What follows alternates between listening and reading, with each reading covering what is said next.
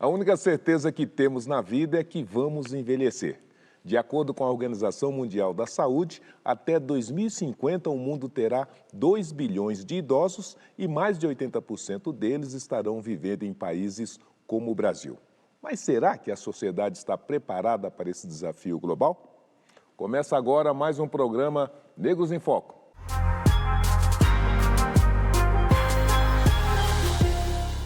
O preconceito relacionado à idade pode prejudicar a saúde, nega para as pessoas direitos humanos e chega até a impactar a habilidade de cada indivíduo de alcançar o seu potencial. Para falarmos sobre o etarismo, recebo 2 especialistas no assunto. A CEO da Minuto Consultoria e mestre em Diversidade e Inclusão, Ana Minuto. Muito bem-vinda, obrigado pela gentileza. É um prazer estar aqui com você, tenho certeza que vai ser sensacional.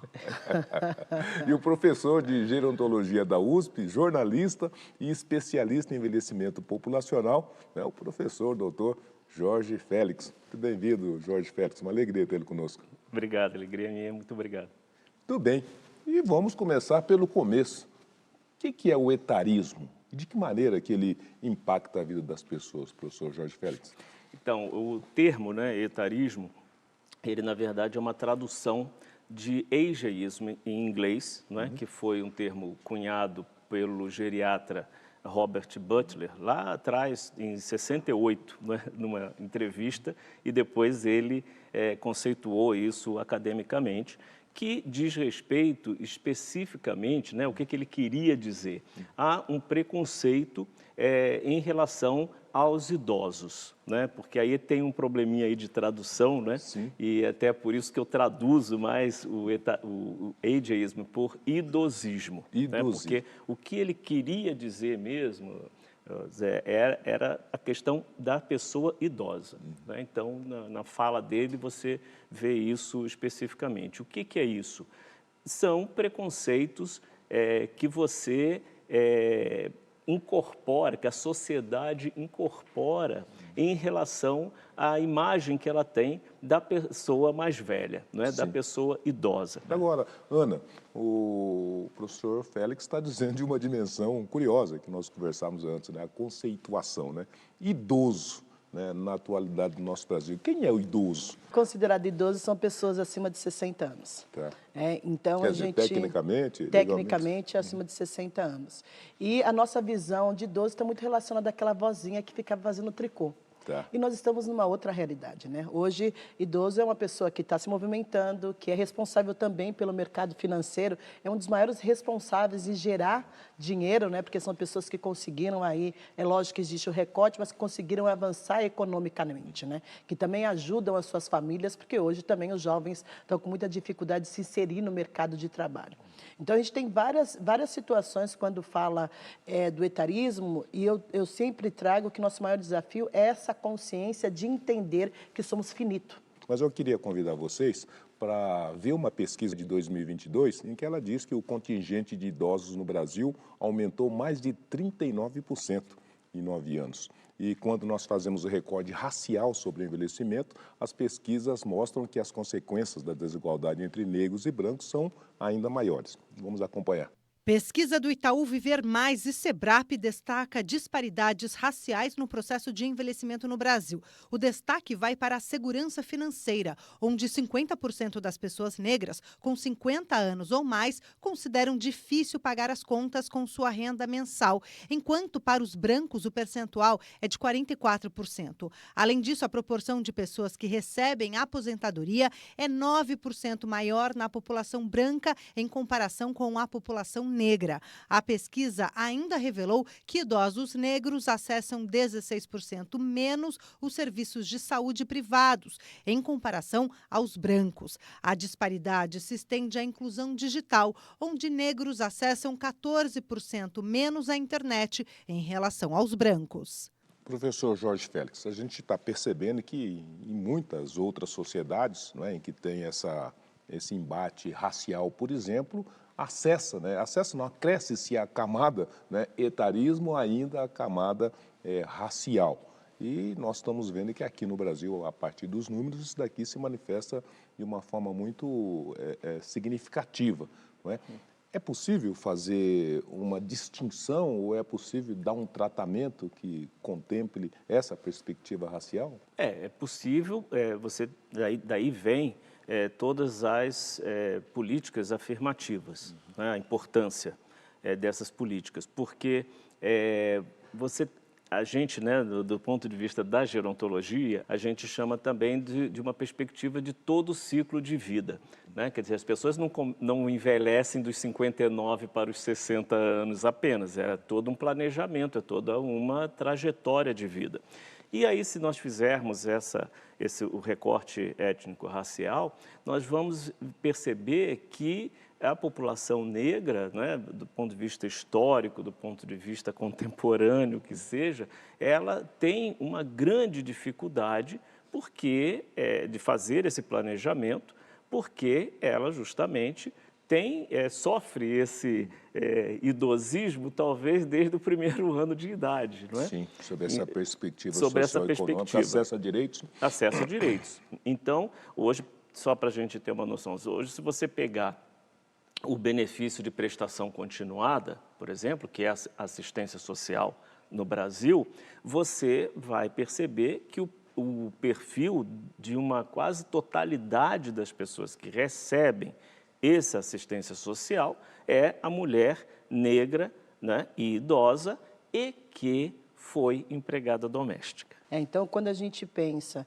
que hoje uma mulher negra recebe 57 menos que um homem branco na mesma profissão para entregar a mesma coisa, nós já verificamos essa disparidade. Quando a gente pensa minimamente nos serviços sociais de acesso, eu, por exemplo, demorava 2 horas para chegar no meu trabalho, mais 2 horas para ir para a faculdade, mais 2 horas para voltar para casa. Não existe a possibilidade de você entregar o seu melhor dentro desse contexto. Então, a gente tem essa questão da educação, que é um problema seríssimo dentro do país. Existe essa questão também de acessos a direitos relacionados à saúde, que também impede que essa pessoa chegue aonde ela quer, e também desse estudo do Itaú, se eu não me engano, informa que as pessoas negras, os homens negros, por exemplo, poucos chegam aos 60 anos. E aí a gente vai vendo esse processo contínuo, né? Porque é isso. Hoje a mulher negra é a base da pirâmide, ela recebe 57 menos que um homem branco. Neste processo, ela é a que mais sustenta a família, 47% das famílias que são sustentadas hoje é provida pelas mulheres. E também nesse estudo informa, né, que quando passa dos 60, as pessoas negras passam mais por violência e as pessoas brancas passam por violência patrimonial. Então, a gente percebe a diferença nessas tratativas e o quanto a idade é desafiadora para todos, principalmente para as pessoas negras. Aliás, o Uri Paz, né, coordenador da Afro-Sebrap, falou sobre a importância de pesquisas identificarem como as desigualdades afetam no processo de envelhecimento a população, principalmente para os negros. Vamos acompanhar. A importância desse estudo sobre o envelhecimento da população negra e as desigualdades raciais é que já existe uma grande literatura sobre como a população negra acumula desvantagens ao longo da vida em relação às brancas. Estudos desse tipo são importantes para a gente entender quais são as desigualdades que são atualizadas quando as pessoas negras chegam aos 50, aos 60 anos ou mais, e quais são as desigualdades que são criadas a partir desse contexto. Vale destacar que a mortalidade da população negra é muito diferente da população branca. Então, as populações pretas e pardas no Brasil costumam morrer até os 60 anos, enquanto que a população branca, tanto homens quanto mulheres, possui uma distribuição de mortalidade a partir dos 70 e dos 80 anos. Então, Roldão Moura, que é um pesquisador da área, tem uma frase muito boa para interpretar esse fenômeno, que é: o Brasil é negro, mas o envelhecimento é branco. Isso nos mostra como o acesso à saúde da população negra é mais precário quando comparado das brancas, como o acesso à renda é mais dificultoso para as pessoas negras do que para as pessoas brancas, e isso se reflete no envelhecimento. Então, ao longo da trajetória de vida dessas pessoas negras, quando elas entram nos 50 anos ou mais, ou nos 60 anos ou mais, as condições de manter esse trabalho ficam mais dificultosas quando comparadas às brancas. Então, a população negra ela é excluída de um mercado de trabalho que consegue promover proteção social durante o seu envelhecimento. Pois professor Félix, essa informação ela é brutal, não é? Porque nós estamos dizendo que tem uma perspectiva de vida para determinados grupos sociais e uma não perspectiva de vida para outros determinados grupos por conta da raça e da cor. Né? Nós temos uma consistência de informação teórica dessa questão? Sim. Isso é um fenômeno que eu diria mundial, não é? Mas que no Brasil, bom, primeiro as desigualdades entre os países, não é? Então, se você for pegar os países que primeiro experimentaram esse fenômeno contemporâneo que é a longevidade, não é? Então, evidentemente que foram os países mais ricos que experimentaram. Depois você vai ter essa desigualdade intranacional, não é? Dentro dos países e, no caso do Brasil, evidentemente com essa cicatriz da escravidão que marca exatamente isso. Quer dizer, a população negra, a gente fala muito de longevidade, hoje está aí a palavra da moda, gerando tantas coisas, mas a gente tem que ter sempre essa perspectiva, né, que o país é devedor dessa parcela da população, uma maioria da população, né, negra, parda, etc., e que ela não experimenta o fenômeno da longevidade, né, na média. Olha, esse debate tem sido colocado adequadamente na mesa, nos espaços políticos? Eu vou trazer um dado também dessa pesquisa que diz que até 2030 nós teremos o mesmo número de idosos e jovens. E até 2050, o dobro da população de idosos em relação aos jovens. Nós temos um problema secular. E o desafio é que não está sendo posto na mesa a questão do etarismo, porque a gente ainda está nesse processo de começar a entender que negros precisam estar em todos os lugares. A gente ainda está falando sobre diversidade e inclusão, a gente ainda está naquele processo de sensibilização e conscientização. Então, a gente está muito longe dessa realidade. Não se fala sobre isso porque falar sobre etarismo ou envelhecer no país é um crime. Então, você, por exemplo, uma mulher toda hora tem que estar pintando o cabelo, toda hora tem que se mostrar jovem, toda hora tem... Porque uma mulher não pode envelhecer. E a velhice pega muito mais para uma mulher, independente da sua etnia. Então, não é uma coisa que está sendo conversada, não se fala sobre a questão racial e etarismo. Existem alguns grupos sociais que discutem sobre o tema, mas não é posto dentro das companhias, porque nem nas companhias nós temos negros o suficiente para falar sobre esse tema. Então, isso daí é uma agenda emergente que nós precisamos debater e precisamos discutir. Aliás, para debater e discutir sobre isso, eu queria apresentar para vocês o livro do professor Jorge Félix, Economia da Longevidade, Envelhecimento Populacional muito além da Previdência. Então, aqui uma obra importante que pode ajudar vocês todos a terem informações de qualidade sobre isso que nós estamos conversando no nosso programa. E eu vou aproveitar a deixa e pedir uma gentileza a cada um de vocês. Não saiam daí. Negros em Foco vai fazer um breve intervalo, mas nós voltamos já já.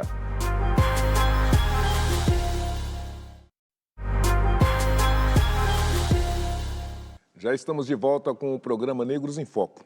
Hoje nós estamos falando como que a população encara o envelhecimento e como a discriminação por idade pode ser ainda mais intensa em relação aos negros. E eu quero, logicamente, agradecer novamente a presença da Ana Minuto, e o professor Jorge Félix. Ana, agora, não é normal uma mulher negra estar debatendo essa questão, levando essa questão em todos os fóruns, e nesses fóruns pelos quais você tem atravessado, essa agenda está devidamente apropriada, seja no ambiente corporativo, público e seja no privado, na sua opinião? Não.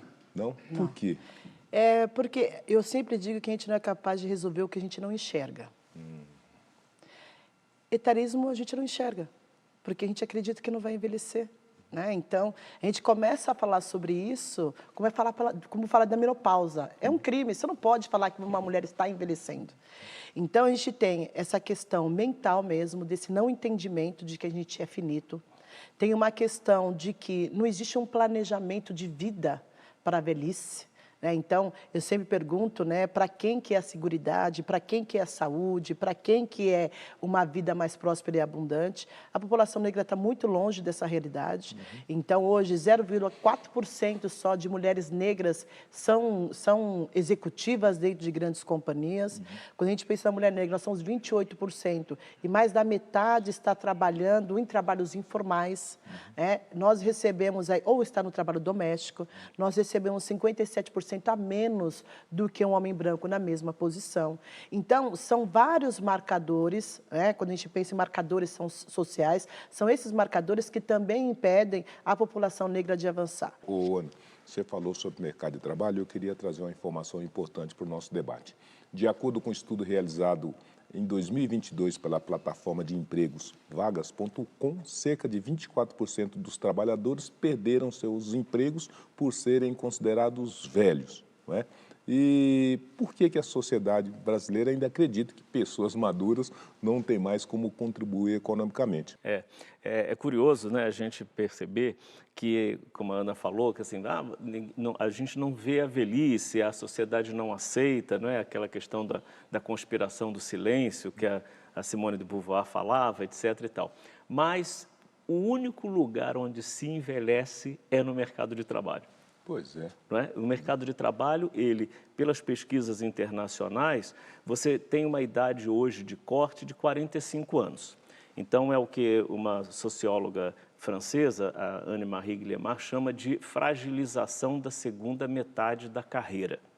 Então, você vai numa ascendência até os 45 anos, quando chega aos 45 anos, a empresa, o mercado acha que você já está velho. De fato, você tem uma ascensão nesse mercado de trabalho e você fica velho aos 45 para o mercado, vai até os 65 para a sociedade, mas tem pessoas que não chegarão, pelo menos, né, por inteiro, até os 45 e também até os 60. Né? Você está dizendo o caso, por exemplo, dos motoboys. Então, a gente tem um garoto de 17, 18 anos que anda de bicicleta 15, 20 horas, só não anda mais porque agora os aplicativos proibiram, então você tem um horário para isso, mas nesse horário essa pessoa pode passar por mais diversos desafios. Essa pessoa passa pela fome, essa pessoa pode passar por algum acidente, essa pessoa passa por maus tratos em relação a quem compra o seu produto, e tudo isso vai adoecendo essa pessoa, né? Então, na época do processo escravocrata, uma pessoa preta não chegava até os 30 anos. Sim. Na nossa realidade, da forma que a gente está hoje, essas crianças vão passar dos 30?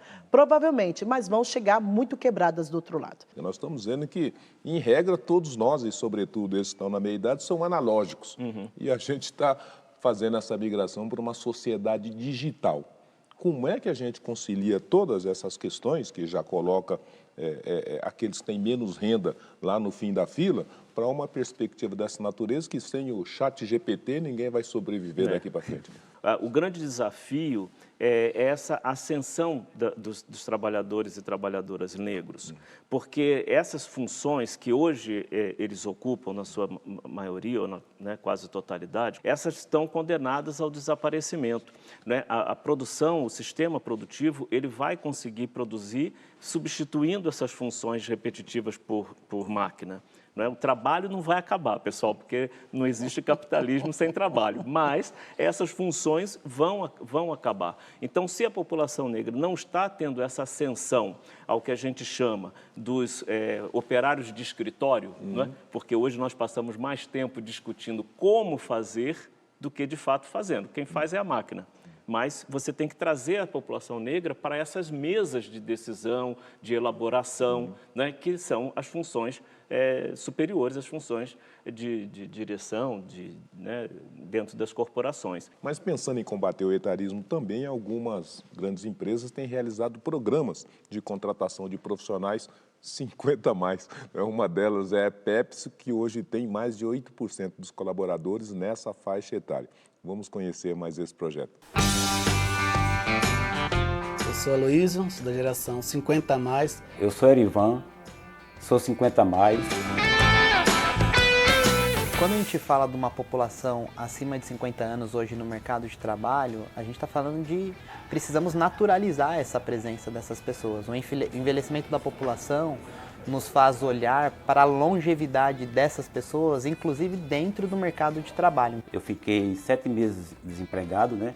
E tive a dificuldade, né, de arrumar um currículo bom, mas eu sentia que tinha essa barreira dos 50. O projeto Golden Year foi criado em 2016, conectado com esse olhar para o ecossistema e garantir essa representatividade da sociedade. De lá para cá, nós contratamos mais de 400 pessoas pelo programa. Eu consigo passar para os mais jovens, né, a experiência que eu já tive em outras empresas, entendeu?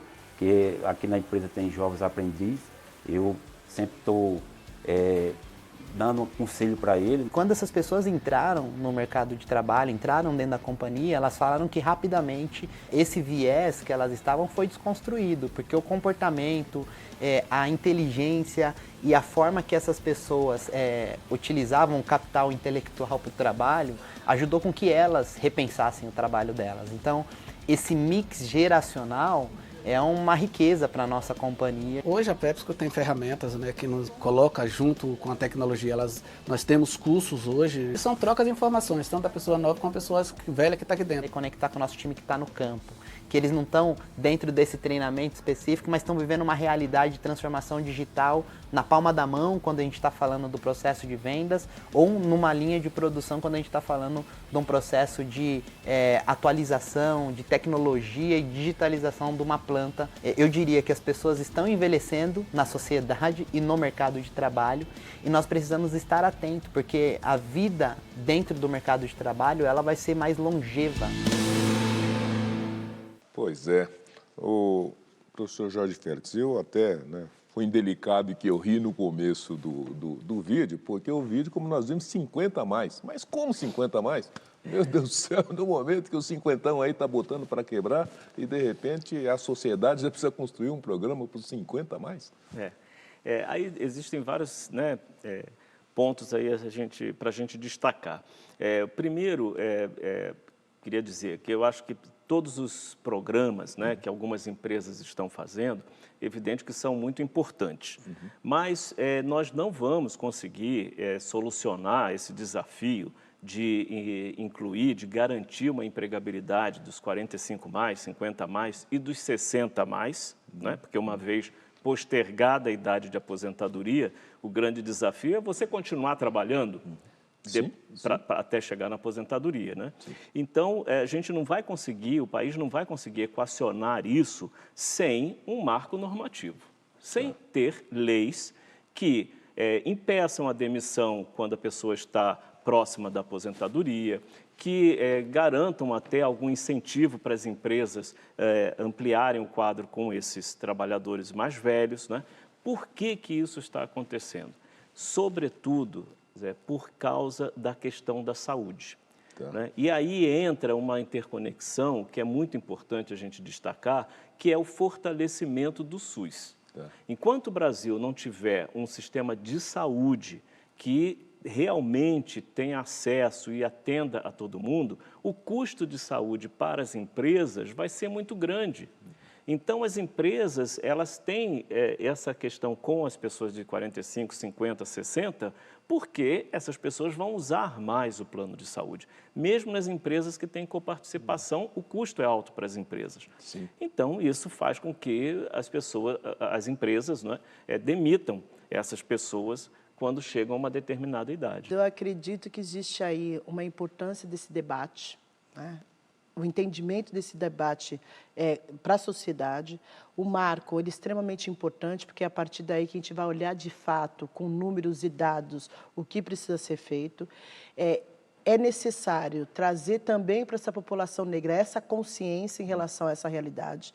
Porque quando a gente pensa também em longevidade, a gente pensa em investimento. Aliás, você falou em investimento. Nós estamos no momento em que o país discute reforma tributária. A reforma tributária pode, em alguma medida, melhorar, acrescentar, dar conta de algumas desses desafios? Neste momento, acho que ainda não.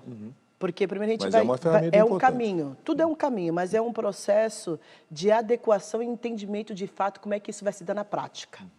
Porque leis nós temos um monte. Agora, que elas realmente sejam efetivas e tragam resultado é totalmente diferente. Quando a gente pensa na transformação digital, nós estamos falando que estamos deixando aí mais de 70% da população realmente sem conhecimento sobre essa informação, porque requer também um conhecimento analítico. A maioria das pessoas que saem da escola, por exemplo, hoje os jovens que saem da escola, têm dificuldade de realizar as 4 operações matemáticas. Então, a gente tem um problema no Brasil que é a base. Sem essa base educacional, você pode fazer reforma tributária, você pode vir com marco legal, você pode fazer várias coisas que não vai conseguir resolver esse problema, porque é um problema longínquo que exige que nós investamos mais em educação para que a gente possa dar oportunidade, minimamente gerar oportunidade para que as pessoas negras possam estar no mercado de trabalho. Como é que a gente consegue, então, construir essa vivência até os 70, 80, no mundo que está fazendo essa mudança tecnológica? Esse é um problema que ele precisa, né? Aí voltando mais uma vez a questão das políticas afirmativas, né? Porque você precisa, de fato, criar no Brasil uma política de educação ao longo da vida.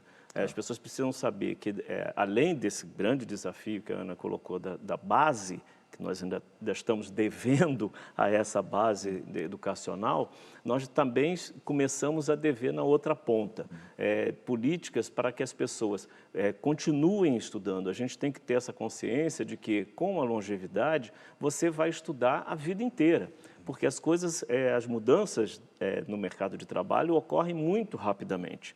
Eu só queria fazer uma observação quanto a essa questão da reforma tributária que você colocou, porque eu vejo isso também, que a gente ainda vai ter que testá-la, né, na prática, mas eu vejo o seguinte, que se ela conseguir, não é, como está prometido, desonerar essa questão do consumo, e principalmente do consumo de alimentos, que é o que pesa mais em termos de impostos para a população mais pobre, e aí estamos falando da população negra, né, que paga muito imposto na hora que ela vai comprar as coisas, vai comprar os alimentos. Então, se a reforma tributária, de fato, se vir a ser promissora nesse aspecto, eu acho que já vai ser um alívio para o orçamento familiar dessas famílias. Quero agradecer demais a gentileza da presença e agradecer, logicamente, a Globo, né, por ceder aí o seu passe por alguns minutos, né? Ana querida, e da mesma maneira, né, cumprimentar aí o seu trabalho fantástico nesse debate, nessa agenda. E a você, caro telespectador, cara telespectadora, obrigadíssimo pela gentileza da audiência. Tenham todos uma ótima semana e até o nosso próximo programa Negros em Foco. Abraços, tchau!